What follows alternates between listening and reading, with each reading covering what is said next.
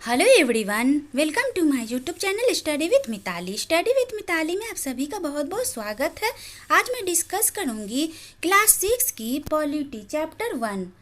Chapter 1 में क्या है? विविधता की समझ। यहाँ पर मैं सीटेट के सिलेबस के अनुसार आपको पढ़ाऊंगी।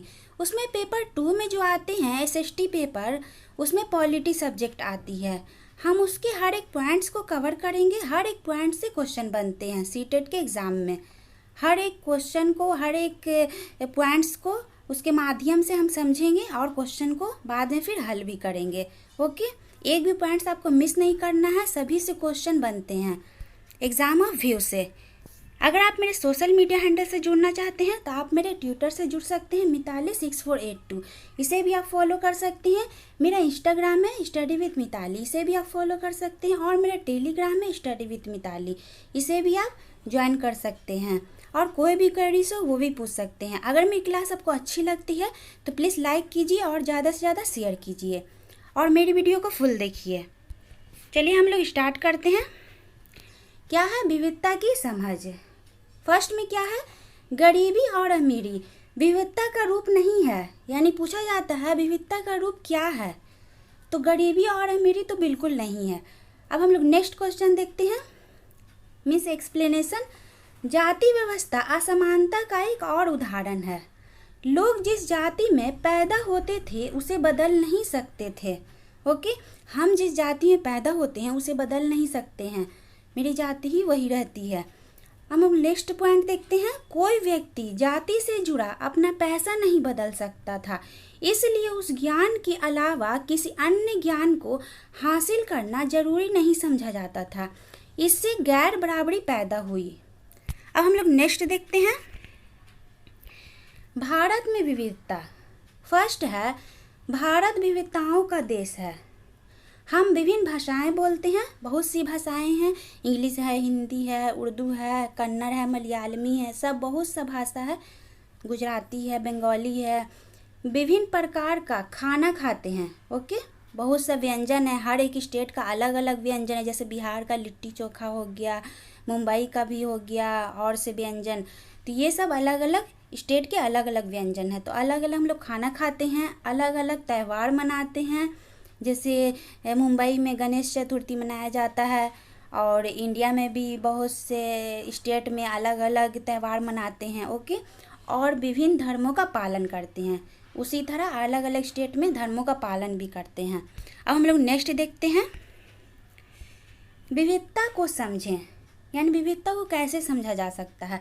तो फर्स्ट में देखिए, 200 वर्ष पहले जब रेल, हवाई जहाज, बस और कार हमारे जीवन का हिस्सा नहीं थे, तब भी लोग संसार की एक भाग से दूसरे भाग की यात्रा करते थे।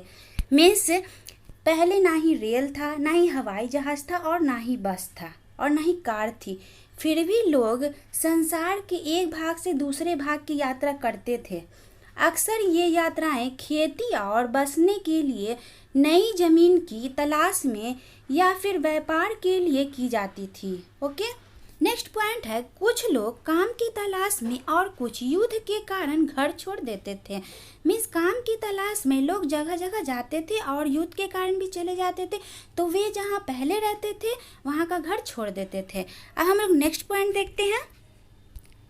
लोग जब नई जगह बसना शुरू करते थे तो उनकी संस्कृति और नई जगह की संस्कृति में आदान प्रदान होता था और धीरे धीरे एक मिश्रित संस्कृति उभरती थी। मीन्स हम कुछ पहले से ही सीखे रहते हैं और नई जगह जाते हैं तो नई सीखने को चीज़ मिलती है, तो उसमें आदान प्रदान हो जाता है, उसे एक मिश्रित संस्कृति उभरती है। ओके, अब हम लोग नेक्स्ट पॉइंट देखते हैं। क्या है? लद्दाख। लद्दाख के बारे में जानते हैं। जम्मू और कश्मीर के पूर्व में पहाड़ियों में बसा एक रेगिस्तान इलाका है। कहाँ है? जम्मू और कश्मीर के पूर्व में पहाड़ियों में। यह शीत मरुस्थल है। मीन्स यह एक ठंडा मरुस्थल है। यहाँ के लोग एक खास किस्म की बकरी पालते हैं। क्या पालते हैं? बकरी पालते हैं, जिससे पश्मीना ऊन मिलता है। बकरी से हमें पश्मीना ऊन मिलता है। यह ऊन कीमती होता है, यानी बहुत कीमती होता है, इसलिए पश्मीना शाल बड़ी महंगी होती है। इससे बना हुआ शॉल बहुत महंगा होता है, जिसे हम पश्मीना शॉल कहते हैं। नेक्स्ट पॉइंट है मुख्यतः कश्मीर में ही पश्मीना शालें बुनी जाती हैं। कहाँ बुनी जाती हैं? तो कश्मीर में। ये क्वेश्चन, ये एक एक पॉइंट्स इंपॉर्टेंट है फ्रेंड्स, इससे हर एक पॉइंट से क्वेश्चन आता है, इसे आप बिल्कुल भी मिस नहीं कीजिएगा। और अच्छी लगती है क्लास तो प्लीज़ शेयर कीजिए और लाइक करना बिल्कुल ना भूलें। चलिए हम लोग नेक्स्ट पॉइंट देख लेते हैं। नेक्स्ट पॉइंट है यहाँ के लोग दूध से बने पदार्थ खाते हैं, जैसे मक्खन, चीज़ एवं मांस। हर एक परिवार के पास कुछ गाय, बकरी और याक होती है। मीन्स जंगली भैंसा। याक मीन्स क्या होता है? जंगली भैंसा। अब हम लोग नेक्स्ट देखते हैं। नेक्स्ट पॉइंट है लद्दाख व्यापार के लिए एक अच्छा रास्ता माना गया है, क्योंकि यहाँ कई घाटियाँ हैं जिनसे गुजरकर मध्य एशिया के काफिले उस इलाके में पहुँचते थे, जिसे आज तिब्बत कहते हैं। ओके, क्या कहते हैं? तिब्बत कहते हैं। नेक्स्ट पॉइंट है लद्दाख के रास्ते ही बौद्ध धर्म तिब्बत पहुंचा। यानी किस रास्ते पहुंचा? तो लद्दाख के रास्ते कौन धर्म पहुंचा? बौद्ध धर्म। लद्दाख को छोटा तिब्बत भी कहा जाता है। लद्दाख को क्या कहा जाता है? छोटा तिब्बत भी कहा जाता है। आप नोट डाउन कर लीजिए कॉपी में। नेक्स्ट पॉइंट है 400 साल पहले यहाँ पर लोगों का इस्लाम धर्म से परिचय हुआ और अब यहाँ अच्छी खासी संख्या में मुसलमान रहते हैं। कितने साल पहले? 400 साल पहले लोगों का इस्लाम धर्म से परिचय हुआ और अच्छी खासी संख्या में यहाँ मुसलमान रहते हैं। अब हम नेक्स्ट पॉइंट देख लेते हैं। नेक्स्ट पॉइंट है तिब्बत का ग्रंथ केसर सागा लद्दाख में काफ़ी प्रचलित है। यानी कहाँ का ग्रंथ है? तो तिब्बत का ग्रंथ है। प्रचलित कहाँ है? तो लद्दाख में। ग्रंथ का नाम क्या है? केसर सागा है। ये सब याद रखना है फ्रेंड्स। नेक्स्ट पॉइंट है उसके स्थानीय रूप को मुसलमान और बौद्ध दोनों ही लोग गाते हैं। कौन कौन गाते हैं? मुसलमान और बौद्ध। और उस पर नाटक भी खेलते हैं। ओके, अब हम लोग नेक्स्ट पॉइंट देख लेते हैं। यहाँ पर केरल के बारे में हम लोग पढ़ेंगे। भारत के दक्षिणी पश्चिमी कोने में बसा हुआ राज्य है। केरल कहाँ पर बसा है? तो भारत के दक्षिणी और पश्चिमी में। यह एक तरफ समुद्र से घिरा हुआ और दूसरी तरफ पहाड़ियों से घिरा हुआ है। मीन्स एक तरफ किससे घिरा हुआ है? समुद्र से, तो दूसरी तरफ पहाड़ियों से घिरा हुआ है। इन पहाड़ियों पर विविध प्रकार के मसाले जैसे काली मिर्च, लौंग, इलायची इत्यादि उगाए जाते हैं। क्या क्या उगाए जाते हैं? काली मिर्च, लौंग, इलायची इत्यादि उगाए जाते हैं। नेक्स्ट पॉइंट है सबसे पहले अरबी यहूदी व्यापारी केरल आए। कौन केरल आए पहले? तो अरबी और यहूदी। ओके, सबसे पहले कौन आए? तो अरबी और यहूदी व्यापारी आए केरल में। ये क्वेश्चन ही पूछा जाता है, आता भी है कि कौन से सबसे पहले आए? तो अरबी और यहूदी व्यापारी केरल आए। ईसा मसीह के धर्म में दूत संत थॉमस लगभग 2000 साल पहले यहाँ आए। यानी संत थॉमस कब आए? लगभग 2000 साल पहले आए। ईसा मसीह के दूत थे वो। ओके, भारत में ईसाई धर्म लाने का श्रेय उन्हीं को जाता है। किसको? संत थॉमस को। ईसाई धर्म लाने का श्रेय किसको जाता है भारत में?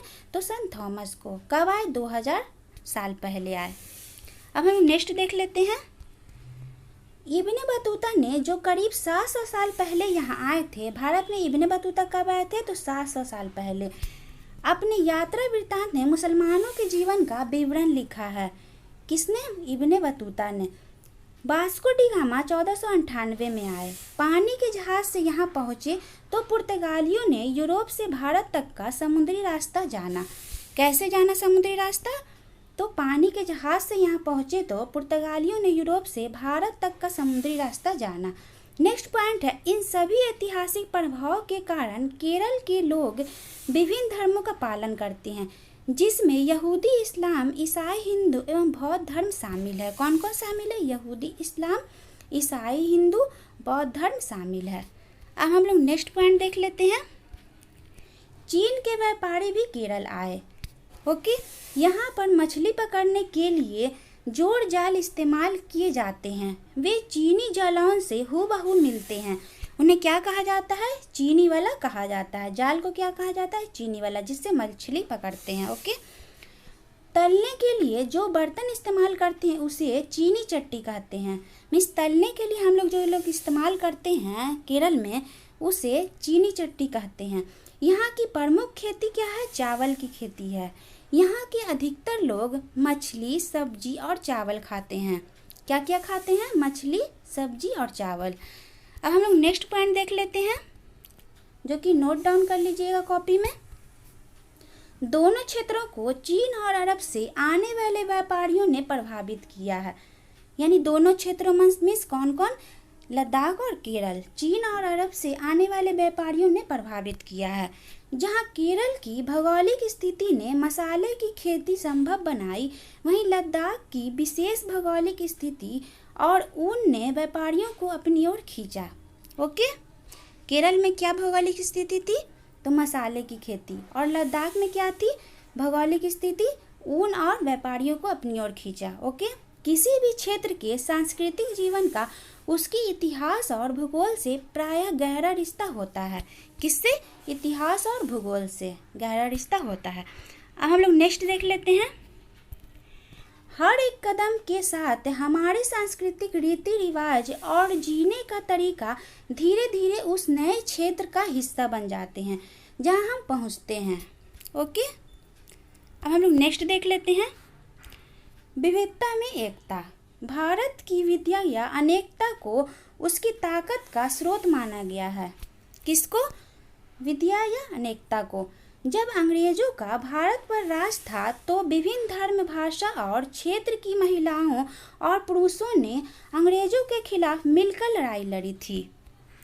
भारत के स्वतंत्र संग्राम में अलग अलग परिवेश के लोग शामिल थे। अब हम लोग नेक्स्ट देख लेते हैं। जवाहरलाल नेहरू ने अपनी किताब भारत की खोज, ये पूछा जाता है, क्वेश्चन भी आ जाता है कि भारत की खोज किसने लिखी? जवाहरलाल नेहरू ने लिखी। भारतीय एकता कोई बाहर से थोपी हुई चीज़ नहीं है।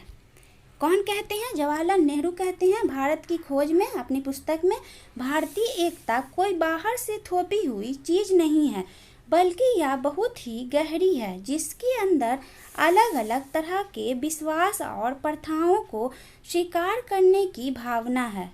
ओके, अब हम लोग नेक्स्ट देख लेते हैं। रविंद्रनाथ टैगोर द्वारा रचित हमारा राष्ट्रगान भी भारतीय एकता की एक अभिव्यक्ति है। यानी राष्ट्रगान किसका रचित है? तो रविंद्रनाथ टैगोर का। ओके, जो भारतीय एकता की एक अभिव्यक्ति है। अब हम लोग नेक्स्ट देख लेते हैं। आज की सीरीज़ मैं यहीं पर समाप्त करती हूँ फ्रेंड्स। मैंने क्लास 6 के चैप्टर 1 NCERT का जो बुक था उसमें से पढ़ाई हूँ। अब हम लोग नेक्स्ट क्लास में चैप्टर 2 पढ़ेंगे। ओके, आप मेरे सोशल मीडिया हैंडल से जुड़ सकते हैं और कोई भी क्वेरीज हो वो भी पूछ सकते हैं। मेरा Telegram channel study with Mitali और इंस्टाग्राम में स्टडी विथ मिताली, इससे जुड़ के आप कोई भी क्वेरीज हो वो भी पूछ सकते हैं। और बेल आइकन ज़रूर प्रेस करें। बेल आइकन प्रेस करने से क्या होगा कि मेरे हर आने वाले वीडियो की नोटिफिकेशन आपको तुरंत मिल जाएगी। इससे मेरी कोई वीडियो मिस नहीं होगी, आपको तुरंत प्रोवाइड हो जाएगी। ओके, अगर मेरी क्लास आपको पसंद आई तो प्लीज़ लाइक कीजिए और शेयर कीजिए। अगर आप इस चैनल पर नए हैं तो प्लीज़ मेरे चैनल को सब्सक्राइब कीजिए और लाइक कीजिए और अपने सभी दोस्तों के साथ शेयर कीजिए। पढ़ते रहिए, खुश रहिए। Thank you for watching.